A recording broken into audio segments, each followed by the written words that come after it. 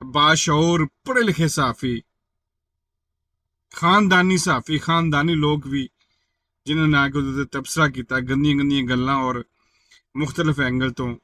ਮਕਸਦ ਉਹਨਾਂ ਦਾ ਸਿਰਫ ਔਰ ਸਿਰਫ ਉਹਨੂੰ ਡੀਗ੍ਰੇਡ ਕਰਨ ਦਾ ਤੇ ਮੁxtਲਫ ਐਂਗਲ ਔਰ ਮੁxtਲਫ ਪਹਿਲੂਆਂ ਤੋਂ ਸਿਰਫ ਔਰ ਇਜ਼ਹਾਰ ਹੈ ਕਿ ਉਹਨੂੰ ਉਹਦੀ ਕਿਸੇ ਨਾ ਕਿਸੇ ਤਰੀਕੇ ਨਾਲ ਬੇਇੱਜ਼ਤੀ ਕੀਤੀ ਜਾਏ। ਬਾਜ਼ ਦਫਾ ਸੋਚਣਾ ਕਿ ਮੈਂ ਪਾਕਿਸਤਾਨ ਦੇ ਲੋਕ ਇਹ ਕਿਹੜੀ ਤਰਫ ਜਾ ਰਹੇ ਨੇ। ਯਾਰ ਇਸ ਤਰ੍ਹਾਂ ਤੇ ਸ਼ੈਤਾਨ ਵੀ ਨਹੀਂ ਕਰਦਾ। ਸ਼ੈਤਾਨ ਵੀ ਮਾਵਾਂ ਧੀਆਂ ਭੈਣਾਂ ਦੀ ਇੱਜ਼ਤ ਕਰਦਾ ਹੈ। ਤੁਸੀਂ ਤੇ ਯਾਰ ਸ਼ੈਤਾਨ ਤੋਂ ਵੀ ਗਏ ਗੁਜ਼ਰੇ ਹੋ।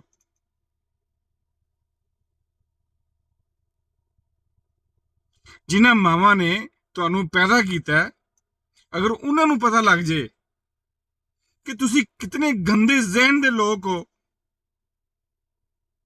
ਮੈਨੂੰ ਨਹੀਂ ਲੱਗਦਾ ਕਿ ਤੁਹਾਨੂੰ ਆਪਣਾ ਦੁੱਧ ਮਾਫ ਕਰਨਗੀਆਂ।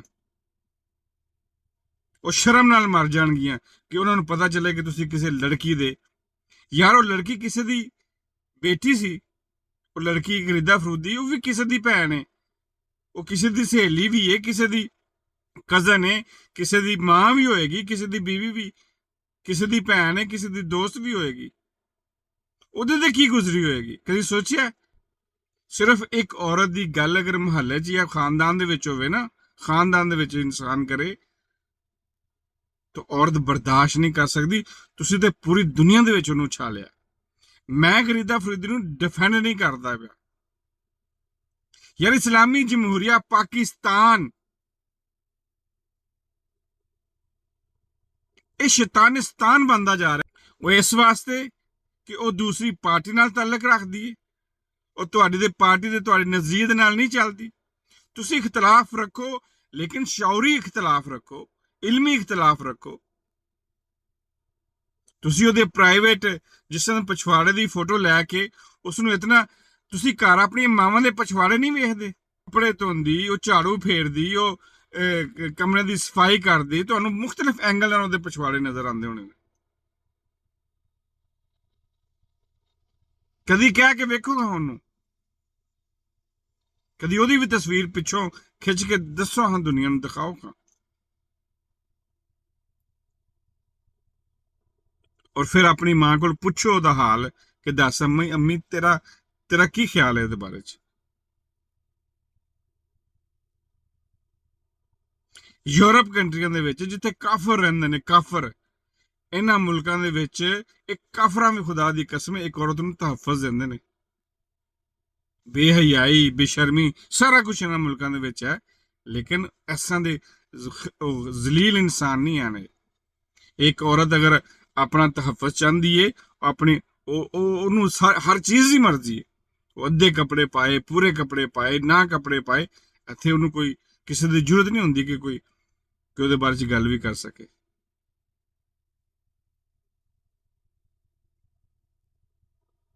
ਇਖਲਾਕੀ ਕਦਰਾਂ ਯਾਰ ਕਿੱਧਰ ਤੁਹਾਡੇ ਜ਼ਿਹਨਾਂ ਨੂੰ ਕੀ ਹੋ ਗਿਆ?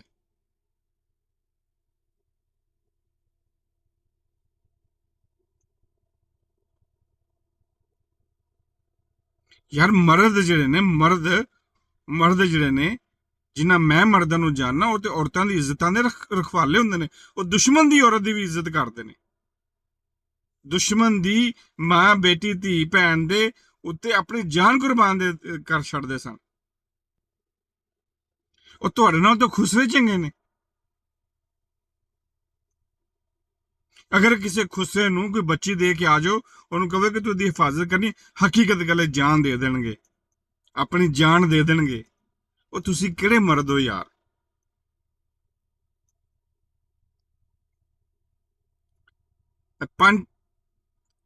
ਤਿੰਨ ਚਾਰ ਦਿਨ ਤੋਂ ਮੈਂ ਦੇਖ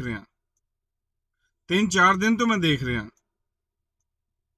ਹਰ ਬੰਦਾ ਐਸੀਆਂ ਮੀਮਸ ਬਣ ਰਹੀਆਂ ਕਿ ਅਕਲ ਦੰਗ ਰਹਿ ਜਾਂਦੀ ਹੈ ਕਿ ਅਸੀਂ ਕਿਹੜੀ ਦੁਨੀਆ 'ਚ ਰਹਿ ਰਹੇ ਹਾਂ। ਜਾਹਿਲ ਇਨਸਾਨ ਜਿਹੜਾ ਨਾ, ਉਹਦੇ 'ਚ ਵੀ ਥੋੜੀ ਜਿਹੀ ਅਕਲ ਹੁੰਦੀ ਹੈ। ਉਹ ਯਾਰ ਤੁਸੀਂ ਤੇ ਜਾਹਿਲਾਂ ਨਾਲ ਵੀ ਗਏ ਗੁਜ਼ਰੇ ਹੋ। ਮੈਂ ਸਿਰਫ ਉਹਨਾਂ ਦੇ ਨਾਲ ਮੁਖਾਤਬ ਆ ਜਿਨ੍ਹਾਂ ਨੇ ਆਪਣਾ ਆਪਣਾ ਇਸ ਕੰਮ ਦੇ ਵਿੱਚ ਹਿੱਸਾ ਪਾਇਆ ਔਰ ਇਸ ਫੋਟੋ ਨੂੰ ਲੈ ਕੇ ਉਸ ਔਰਤ ਦਾ, ਉਸ ਬੇਟੀ ਦਾ, ਵਿਚਾਰੀ ਦਾ ਜੀਣਾ ਮਹਾਲ ਕਰ ਦਿੱਤਾ। ਉਹਦੀ ਨੀਂਦਾਂ, ਪਤਾ ਨਹੀਂ ਵਿਚਾਰੀ ਕਿੰਨੀ ਵਾਰੀ ਉਹਨੇ ਆਂਸੂ ਬਹਾਏ ਹੋਣੇ ਨੇ। ਯਾਰ ਉਹ ਵੀ ਔਰਤ ਹੈ, ਉਹ ਵੀ ਇਨਸਾਨ ਹੈ, ਉਹਦਾ ਵੀ ਸਾਹ ਲੈਣ ਦੇ ਪੂਰਾ ਹੱਕ ਹੈ ਇਸ ਦੁਨੀਆ ਦੇ ਉੱਤੇ। ਉਹ ਵੀ ਜ਼ਿੰਦਾ, ਉਹਦਾ ਵੀ ਜ਼ਿੰਦਾ ਰਹਿਣ ਦਾ ਹੱਕ ਹੈ ਇਸ ਦੁਨੀਆ ਦੇ ਉੱਤੇ, ਸਿਰਫ ਤੁਹਾਡਾ ਨਹੀਂ। ਖੁਦਾ ਦਾ ਵਾਸਤਾ ਹੈ, ਅਗਰ ਇਖਤਲਾਫ ਕਰਨਾ ਹੈ ਤਾਂ ਸ਼ੌਰੀ ਇਖਤਲਾਫ ਕਰੋ, ਅਗਰ ਇਖਤਲਾਫ ਕਰਨਾ ਹੈ ਤੇ ਇਲਮੀ ਇਖਤਲਾਫ ਕਰੋ, ਅਦਬ ਦੇ ਦਾਇਰੇ ਦੇ ਵਿੱਚ ਰਹਿ ਕੇ ਕਰੋ।